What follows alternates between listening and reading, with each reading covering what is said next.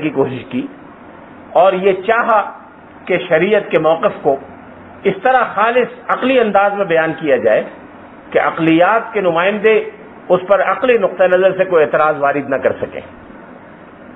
یہ کلامیات سیرت کا خالص عقلی اور فلسفیانہ پہلو ہے جو ایک دوسری روایت علم میں بہت کثرت اور تسلسل کے ساتھ زیر بحث رہا ہے.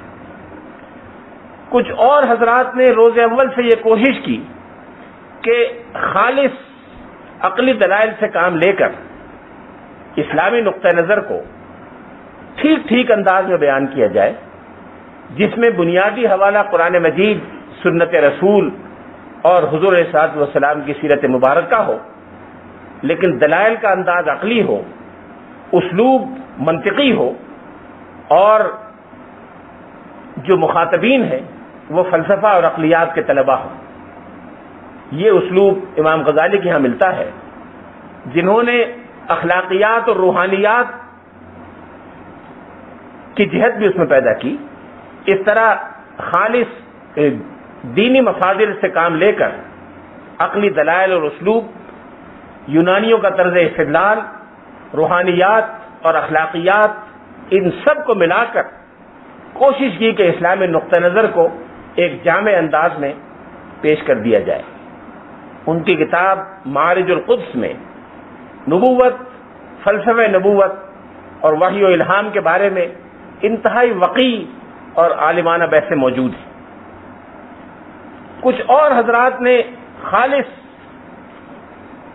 روحانی انداز میں قرآن مجید اور سنت کی تعلیم کو روحانیات اور اخلاقیات سے ہم آہنگ کر کے ایک نیا انداز اپنایا، جس کی بڑی مثال مولانا جلال الدین رومی ہے، جنہوں نے یہ محسوس کیا کہ عقلیات کے بڑھتے ہوئے سیلاب میں، یونانی علوم و فنون کے ان بڑھتے ہوئے اثرات کے ماحول میں خالص روحانی اور اخلاقی نقطہ نظر کو مسلمانوں میں فروغ دیا جائے، اور بجائے انسانوں کی عقل کو اپیل کرنے کے انسانوں کے قلب کو اپیل کیا جائے، اور یوں اسلامی فکر میں ایک نئی جہت پیدا کی جائے. اس طرح سے کلامیات سیرت کے دو نئے نمونے ہمارے سامنے آتے ہیں. ایک وہ نمونہ جس کے نمائندہ مولانا جلال الدین رومی ہیں، جن کی کتاب میں خاص طور پر مثنوی میں سیرت کے واقعات کو بہت کثرت سے اور اتنی تفصیل سے بیان کیا گیا ہے کہ خود مثنوی مولانا روم سے اگر سیرت کے واقعات نکالے جائیں تو سیرت کی ایک ضخیم کتاب تیار ہو سکتی ہے. پھر خود سیرت کے واقعات نہیں بلکہ سابق انبیاء علیہ السلام کے واقعات اور حالات کا تذکرہ کر کے ان کے روحانی پہلو، ان کے پیغام کا اخلاقی سبق، یہ مولانا روم کے ہاں ایک نئے انداز سے ملتا ہے. لیکن سب سے زیادہ امت مسلمہ نے جن اثرات کو قبول کیا، یہ وہ اثرات تھے جن کے نمائندہ مولانا امام غزالی ہیں. امام غزالی جو بیک وقت اخلاقیات، روحانیات، فقہ اور اصول فقہ، عقلیات، منطق اور فلسفہ، ان سب کا ایک مجموعہ قارئین کے سامنے پیش کرتے ہیں، اور ان سارے علوم و فنون کے دلائل سے کام لے کر اسلامی عقائد کی توضیح اور ان پر اعتراضات کا دفاع کرنے کی کوشش کرتے ہیں. ایک طرف عقلیات کا یہ رجحان یونانیوں کے زیر اثر کار فرما تھا، دوسری طرف خود محدثین کے حلقے میں، خالص سیرت نگاروں کے حلقے میں بعض ایسے مسائل اور سوالات پیدا ہو رہے تھے جن کا جواب وہ علم حدیث کے ذخائر کی روشنی میں دینے کی کوشش کر رہے تھے. یہ ایک عجیب اتفاق ہے کہ بہت سے خالص کلامی مسائل محدثین کے حلقوں میں پیدا ہوئے، اور سب سے پہلے محدثین نے ان کا جواب دینے کی کوشش کی. یہ بات کہ قرآن مجید مخلوق ہے یا غیر مخلوق، یہ خالص عقلی اور کلامی مسئلہ ہے. یہ ایک فلسفے کا مسئلہ تھا، لیکن محدثین کے حلقے میں پیدا ہوا. قرآن مجید کے مخلوق اور غیر مخلوق ہونے کا جب سوال پیدا ہوا تو پہلا سوال یہ پیدا ہوا کہ کلام الہی کیا ہے، اس کی حقیقت کیا ہے. اس سے یہ سوال پیدا ہوا کہ خود صفات الہی کی حیثیت کیا ہے، ذات و صفات میں تعلق کیا ہے. یہ عقلی اور فلسفیانہ سوالات سب سے پہلے محدثین نے اٹھائے، اور محدثین نے خالص معارف نبوت کی روشنی میں ان کا جواب دیا، اور امت کے ایک بہت بڑے حصے کو اس اساس پر قائم رکھا جو قرآن مجید اور سنت نے قائم کی تھی۔ لہذا علم حدیث کے حوالے سے جو سوالات پیدا ہوئے ان میں خود نبوت کی حقیقت، معجزہ، وحی، رسول اللہ صلی اللہ علیہ وسلم کی زبان مبارک سے جو کلام ادا ہوتا تھا قرآن مجید کی شکل میں، احادیث قدسیہ کی شکل میں، اور آپ کی اپنی احادیث مبارکہ کی شکل میں، ان تینوں میں فرق کیا ہے، ان تینوں کا تقابل دوسرے مذاہب کی مذہبی کتابوں سے، یہ سارے معاملات محدثین کے حلقے میں سامنے آئے، اور محدثین نے ان کا جواب دینے کی کوشش کی۔ یہ وہ مسائل ہیں جن کا یونانیوں سے کوئی تعلق نہیں تھا، نہ یہ مسائل یونانیوں کے زیر اثر مسلمانوں میں اٹھے، یہ خالص اسلامی اور دینی مسائل تھے۔ یونانیوں کے یہاں نہ یہ مسائل موجود تھے، نہ ان مسائل سے ملتے جلتے کوئی اور ایشوز ان کے یہاں زیر بحث کبھی آئے۔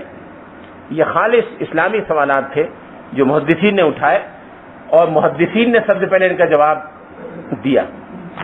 ابو نصر فارابی کی پیدائش سے بھی پہلے سے محدثین ان سوالات کو اٹھا رہے تھے اور ان کا جواب دینے کی کوشش کر رہے تھے۔ ان میں سب سے پہلا اور بنیادی سوال جس کا سیرت سے براہ راست تعلق ہے وہ یہ ہے کہ خود نبوت کیا ہے، نبوت کی ضرورت کیا ہے۔ نبوت کی ضرورت اور حقیقت پر متکلمین نے، صوفیہ نے، فلاسفہ نے، سیرت نگاروں نے، محدثین نے، مفسرین قرآن نے، سب نے اظہار خیال کیا ہے، اور اس رہنمائی کی روشنی میں جو قرآن مجید اور سنت کی شکل میں اور ان کی اپنی بصیرت کی شکل میں ان کے پاس موجود تھی، ان سوالات کا جواب دینے کی کوشش کی۔ پھر جب نبوت کی حقیقت اور نبوت کے ذریعے علم پر بات ہوگی تو پھر عقل اور دل، ان دونوں کے آپس میں تعلق پر بھی ضرور بات ہوگی۔ قرآن مجید نے جہاں عقل کا ذکر کیا ہے، فکر پر زور دیا ہے، وہاں قلب اور فؤاد پر بھی بہت زور دیا ہے۔ قلب اور فؤاد کی حقیقت کیا ہے، اس پر متکلمین اسلام اور صوفیاء کرام تفصیل سے لکھتے چلے آ رہے ہیں، لیکن کچھ وقت کے بعد یہ دو رمز قرار پائے۔ عقل رمز قرار دی گئی اس علم کا جو خالص تجربے اور مشاہدے پر یا استدلال پر مبنی ہو، جس کے لیے مولانا جلال الدین رومی علم حصولی کی اصطلاح استعمال کرتے ہیں، وہ علم جو انسان اپنی کاوش اور استدلال سے حاصل کر سکتا ہے اور ہر انسان حاصل کر سکتا ہے۔ اس کے مقابلے میں قلب ایک رمز ہے جو دوسرے ماخذ علم اور ذریعہ علم سے بحث کرتا ہے، جس کے لیے مولانا رومی نے علم حضوری کی اصطلاح استعمال کی ہے، اور مثنوی مولانا روم میں جا بجا ان دونوں کے درمیان مقابلہ کیا ہے۔ وہ کہتے ہیں کہ پائے استدلالیاں چوبیں بود، پائے چوبیں سخت بے تمکین بود، کہ عقل کی بنیاد پر راستہ چلنے کی اور راہ راست کو اختیار کرنے کی، منزل مقصود تک پہنچنے کی کیفیت وہی ہے جو کسی لنگڑے کے ایک پاؤں کی ہوتی ہے جو لکڑی کی بیساکھیوں پر چلتا ہے۔ لکڑی کی بیساکھیوں پر ضرورت تو پوری ہو جاتی ہے، وقتی تقاضا تو پورا ہو جاتا ہے، لیکن طویل اور کٹھن منزل مقصود لکڑی کے پاؤں کے ذریعے حاصل نہیں کی جا سکتی۔ یہی بات علامہ اقبال نے بھی اخیر میں کہی ہے، اور غالباً ان تمام مباحث کے پیش نظر جو متکلمین اسلام اور صوفیاء اسلام شروع سے بیان کرتے چلے آ رہے تھے، انہوں نے اس کا ایک خلاصہ اپنی ایک قطعے میں بیان کیا ہے۔ ان کا قطعہ ہے، عقل بے مایا امامت کی سزاوار نہیں، عقل بے مایا امامت کی سزاوار نہیں۔ یہ بات مولانا رومی کے زمانے سے لکھتے چلے آ رہے ہیں صوفیاء کرام کہ انسانی عقل کی ذمہ داریاں محدود ہیں۔ ایک جگہ مولانا روم نے لکھا ہے کہ جس ترازو سے موتی یا سونا تولا جاتا ہے اس ترازو سے پہاڑ نہیں تولے جا سکتے۔ عقل ایک ترازو ہے، یقیناً ترازو ہے، لیکن وہ کچھ خاص چیزیں تولنے کے لیے انسان کو دی گئی ہے۔ اس سے وہ چیزیں تولنے کی کوشش کی جائے جو عقل کے دائرہ کار سے باہر ہیں، تو تو یہ عقل کا صحیح استعمال نہیں ہوگا. یہ مضمون مولانا روم کے یہاں بڑی کثرت سے ملتا ہے.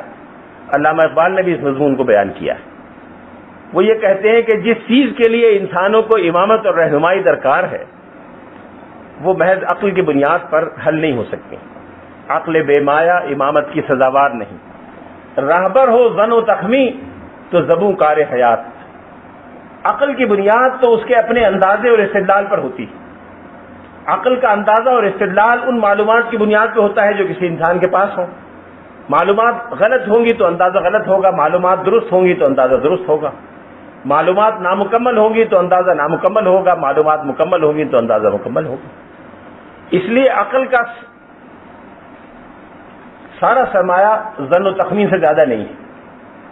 جن معاملات میں قطعیت اور یقینیات درکار ہیں ان میں عقل کا سرمایہ ظن و تخمین اور اندازے ہیں. خوب و ناخوب عمل کی ہو گرہ وا کیوں کر، لیکن یہ بات کہ انسان کے اعمال میں، اس کی سرگرمیوں میں حق و باطل کا معیار کیا ہونا چاہیے، حسن و قبح کا معیار کیا ہونا چاہیے، وہ خالص عقل ہو یا شریعت ہو، اللہ کے رسول کا ارشاد ہو یا انسان کا تجربہ ہو، یہ پہلے روز اول سے زیر بحث رہا ہے. امام ابو حنیفہ سے منسوب الفقہ الاکبر میں بھی یہ مضمون بیان کیا گیا ہے، اور اس کے بعد ہر متکلم نے، ہر اصولی نے، ہر فقیہ نے اس مضمون کو اٹھایا ہے. خوب و ناخوب عمل کی ہو گرہ وا کیوں کر، گر حیات آپ نہ ہو شارح اسرار حیات. یہ علامہ اقبال کا تصور نبوت ہے. گر حیات آپ نہ ہو شارح اسرار حیات. انسانی زندگی کی ضرورت کا سارا سامان یہاں روئے زمین پر موجود ہے. انسانی زندگی کو جن چیزوں کی ضرورت ہے وہ سب کی سب روئے زمین پر فراہم کر دی گئی. اب اگر انسان کے لیے کھانے پینے کا سامان بھی ہے، انسان کی تمام ضروریات کی تکمیل کے وسائل یہاں دستیاب ہیں اور موجود ہیں، انسان اس کو استعمال کر سکتا ہے، تو انسان کی منزل حقیقی اور فلاح اخروی اور صلاح حقیقی کی رہنمائی کا سامان کیوں موجود نہیں ہوگا؟ وہ بھی ہونا چاہیے. لہذا نبوت اس سوال کا جواب ہے جو ہر انسان سوال کرتا ہے اور اپنے مقصد حقیقی کے بارے میں پوچھتا ہے. علامہ اقبال کو اس موضوع سے طویل دلچسپی رہی ہے. انہوں نے اپنے منظوم کلام میں بھی اور منصور کلام میں بھی، انگریزی خطبات میں، اس پر تفصیل سے روشنی ڈالی ہے، جس کو بیان کرنے کا یہ وقت نہیں. ایک چھوٹی سی تحریر جو انتہائی وقیع تحریر ہے اور متکلمین کی تمام مباحث اور کاوشوں کا خلاصہ ہے. انہوں نے 1934 یا 35 میں راجہ حسن اختر کو ایک خط لکھا تھا. اس میں انہوں نے یہ لکھا تھا